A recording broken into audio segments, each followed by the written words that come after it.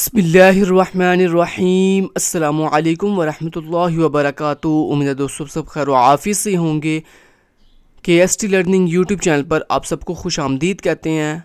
हमने already blogging complete course की playlist अपने यूट्यूब चैनल पर स्टार्ट की हुई है, जिसके ऑलरेडी मैं 12 पार्ट्स अपलोड कर चुका हूँ। आज पार्ट नंबर 13 है।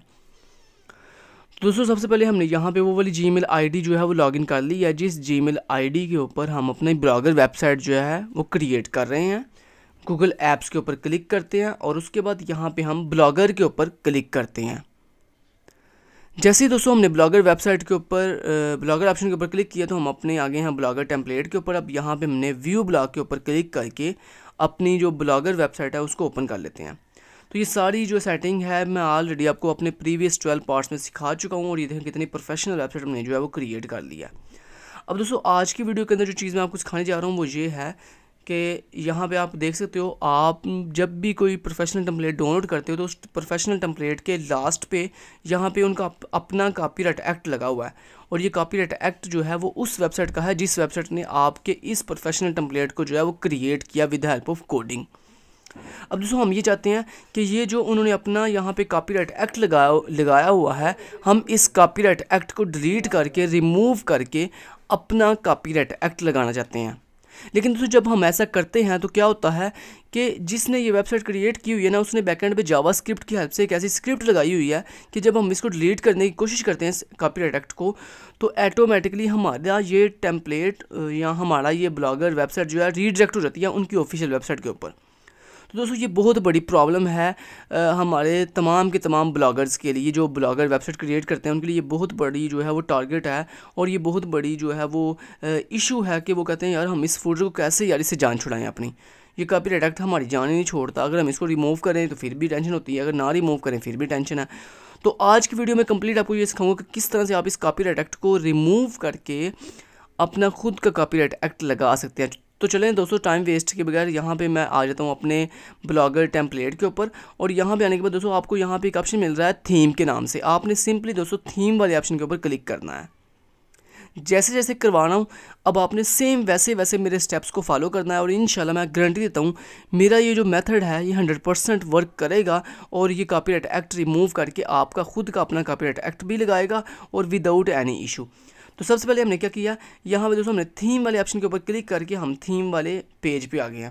उसके बाद यहाँ पे दोस्तों आपको एक बटन दिखाई दे रहा है जिसके ऊपर लिखा हुआ है कस्टमाइज़ और इसके आगे एक छोटा सा एरो बना हुआ है, ड्रॉप डाउन एरो। आपने इस ड्रॉप डाउन एरो के ऊपर क्लिक करना है। जैसे दोस्तों आप ड्रॉप डाउन एरो के ऊपर क्लिक करोगे तो यहाँ पे आपको डिफरेंट तरह के ऑप्शन दिखाई दे रहे हैं, जिसमें एक ऑप्शन है एडिट HTML के नाम से। आपने एडिट HTML वाले ऑप्शन के ऊपर क्लिक कर देना है। जैसे ही दोस्तों आप एडिट HTML वाले पेज के ऑप्शन पे क्लिक करते हो तो यहाँ पे देखो आपको पूरी की पूरी ब्लॉगर वेबसाइट का पूरा जो कोड है वो दिखाई दे रहा है यहाँ पे।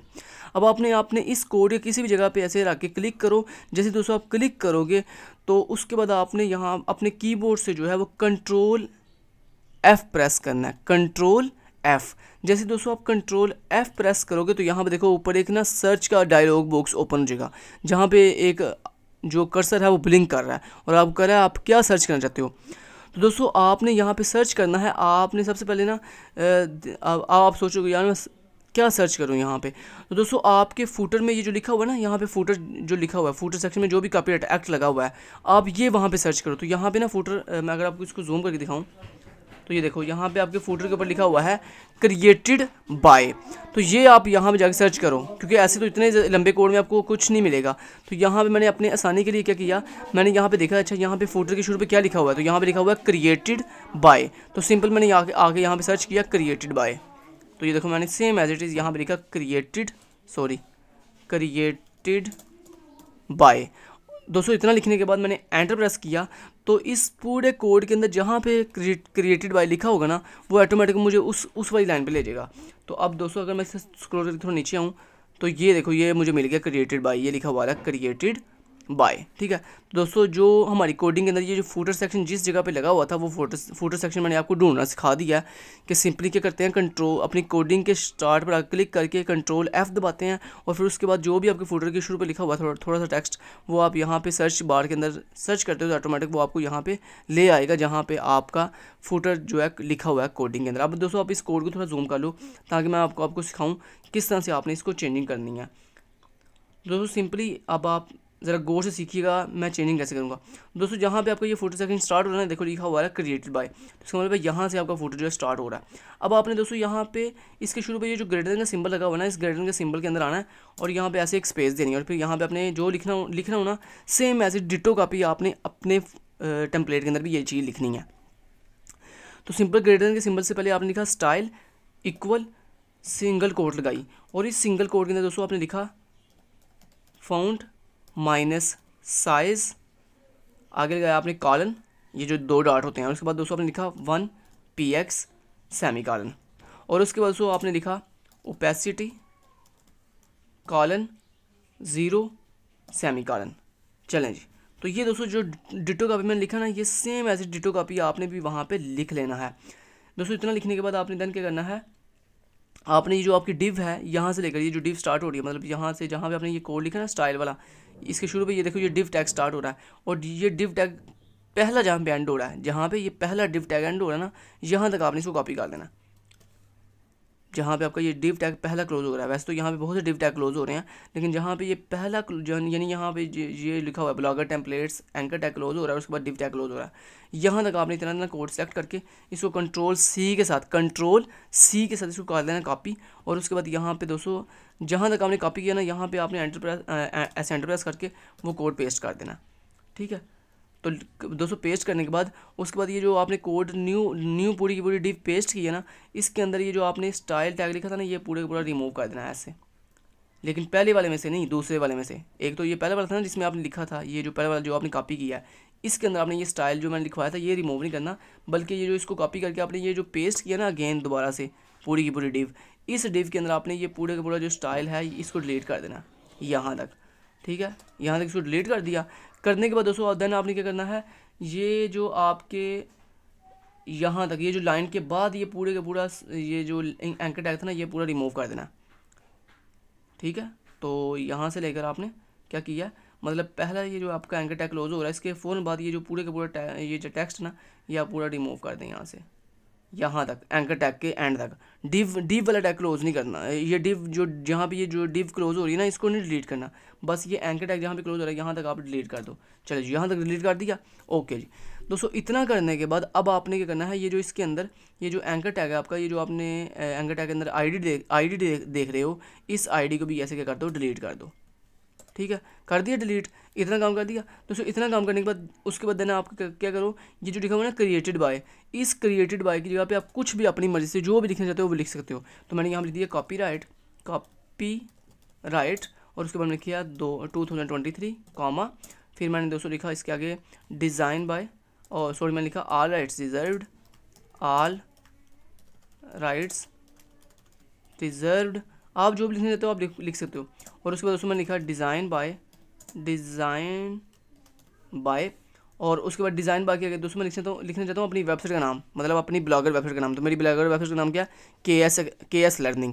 आपने ब्लॉगर वेबसाइट का नाम जो भी लिखा हुआ है वो वेबसाइट का नाम आप यहाँ पे आगे डिज़ाइन बाय के आगे बुला कहाँ लिखोगे, जहाँ पे ये इन्होंने ये जो एंकर टैग लगाया हुआ ना, ये जो एंकर टैग है इस एंकर टैग के अंदर बेसिकली ये जो इन्होंने अपने टेम्पलेट का नाम लिखा हुआ है ना, यहाँ पे हम अपने टेम्पलेट का नाम लिखेंगे। तो दोस्तों ये बेसिकली अपने एंकर टैग के अंदर जो है अपनी वेबसाइट का नाम लिखते हैं। ठीक है, और बाकी जितना भी मटेरियल है वो यहाँ पे मैंने आपको लिखना बता दिया। यहाँ पे स्टार्ट के ऊपर जहाँ पे मैंने लिखा ना वहाँ पे अपने सारा का सारा जो भी लिखना है वो लिख के, और उसके बाद अपनी वेबसाइट का जो नेम है डिज़ाइन बाय के अपनी वेबसाइट का जो नेम है वो यहाँ पे आप एंकर टैग के अंदर लिखोगे। तो उनकी वेबसाइट का नेम रिमूव करके मैंने अपनी वेबसाइट का नेम यहाँ पे लिख दिया के एस लर्निंग। ठीक है, ये लिख दिया मैंने। और उसके बाद दोस्तों ये आपको दिखाई दे रहा है यहाँ पे लिखा हुआ है टाइटल, इस टाइटल के अंदर उनकी वेबसाइट का नाम लिखा हुआ है, तो यहाँ पे भी आप रिमूव करके अपनी वेबसाइट का नाम लिख दो के एस लर्निंग। ठीक है, और उसके बाद दोस्तों आपने देन क्या करना है, ये जो href लगा हुआ ना, ये जो href लगा हुआ है इस href के अंदर ये जो लिंक लगा हुआ है इस पूरे लिंक को करो डिलीट। और इस लिंक की जगह पे दोस्तों आपने क्या करना है, अपनी इस ब्लॉगर वेबसाइट का जो लिंक है यूआरएल बार के अंदर, इसको कॉपी करो यहाँ से, ऊपर से टॉप से ये लिंक कॉपी किया और यहाँ पे आके ये लिंक पेस्ट कर दिया ऐसे, लिंक भी लगा दिया। और उसके बाद दोस्तों आपने इस लिंक के आगे, ये जो लिंक लगाया है आपने, इस लिंक के आगे सिंगल कोड के बाद आपने बाहर आना है और यहाँ पे दोस्तों आपने लिखना स्टाइल इक्वल टू, उसके बाद आपने लगानी है इस तरह सिंगल कोड, और उसके अंदर दोस्तों आपने लिखना है कलर और आगे लगाना है कॉलन, और कॉलन के आगे आपने जो भी कलर देना है इस मतलब टेक्स्ट अपनी वेबसाइट, ये जो आपका वेबसाइट का नेम है, इसको जो भी कलर देना है आपने वो यहाँ पे आप दे सकते हो। यहाँ पे मैंने लिख दिया ग्रीन कलर इसको मिल जाए, और आगे मैंने लगा दी सेमी कॉलन। दोस्तों इस तरह आप कलर के अंदर कलर का नेम भी बता सकते हो और उसका हेक्सा कोड भी बता सकते हो। तो मैंने यहाँ पे ग्रीन कलर नहीं असल में देना, मैंने कोई और कलर देना है, और जो कलर मैंने यहाँ पे सेट करना है उस कलर का मैंने ये आपकी आसानी के लिए बताया आपको कि आप यहाँ पे कलर का नेम भी लिख सकते हो, लेकिन मैंने यहाँ पे ग्रीन नहीं लिख, मैंने कलर का नेम नहीं बताना, बल्कि मैंने यहाँ पे कलर के नेम की जगह पे जो है वो लिखना है हेक्सा कोड। तो हेक्सा कोड कैसे लिखेंगे, मैंने उसे लिखा है, मेरे पास ना एक कलर है जिसका हेक्सा कोड है #F33446, ये मैंने लिख दिया। और इतना लिखने के बाद दोस्तों आप देन आपके पास यहाँ पे ना ऊपर टॉप के ऊपर एक सेव का बटन दिखाई देगा आपको, आपने सिंपली सेव के बटन के ऊपर क्लिक कर देना। जैसे आप इसके ऊपर क्लिक करोगे तो थोड़ी देर के अंदर ये प्रोसेसिंग जो है कंप्लीट हो जाएगी। ये देखें इसने कह दिया अपडेट सक्सेसफुल। दोस्तों जैसे ही अपडेट सक्सेसफुल कह देगा, और उसके बाद यहाँ पे ऐसे मैंने क्या कर दिया, यहाँ पे मैं आप वापस बैक चला जाता हूँ। चलिए इतना जाने के बाद अब यहाँ पे अपनी ब्लॉगर वेबसाइट पे आता हूँ और एक दफ़ा अपनी वेबसाइट को रीलोड करता हूँ। यहाँ पे देखो मैंने किया अपनी वेबसाइट को रीलोड। यहाँ से जैसे ही दोस्तों मैंने रीलोड किया तो आप देख सकते हो, यहाँ पे देख सकते हो आप, ये देखो copyright 2023 all rights reserve design by KS learning, ठीक है। और KS लर्निंग के बजाय मैं क्लिक करता हूँ, ये मुझे मेरी वेबसाइट पे ले आता है, रिडायरेक्ट कर देता है मेरी ऑफिशियल वेबसाइट के ऊपर। अब मैं इसको वापस से नॉर्मल कर देता हूँ। चलें जी दोस्तों, तो मैंने आपको आज के ट्यूटोरियल के अंदर ये सिखा दिया है किस तरह से आप उन्हें कॉपीराइट एक्ट रिमूव करके अपना खुद का कॉपीराइट एक्ट जो है वो लगा सकते हैं। उम्मीद करता हूँ बच्चों की तरह जो मैंने आपको एक चीज़ समझाई है वो आपने सारी A to Z सारे स्टेप्स फॉलो किए होंगे, और इंशाल्लाह आपका ये जो प्रॉब्लम है कॉपीराइट एक्ट वाली ये सॉल्व हो चुकी होगी। अब दोस्तों नेक्स्ट ट्यूटोरियल के अंदर मैं आपको ये सिखाऊंगा कि किस तरह से आप अपनी ब्लॉगर वेबसाइट को जो है गूगल एनालिटिक्स के साथ लिंक करते हो। तो दोस्तों गूगल एनालिटिक्स बेसिकली क्या करता है, आपकी वेबसाइट को जो है वो गूगल के ऊपर रैंक करता है, तो उसका बहुत बेनिफिट है। वो वीडियो देखना मत भूलिएगा। Thank you so much, till then guys, take care, Allah हाफिज़।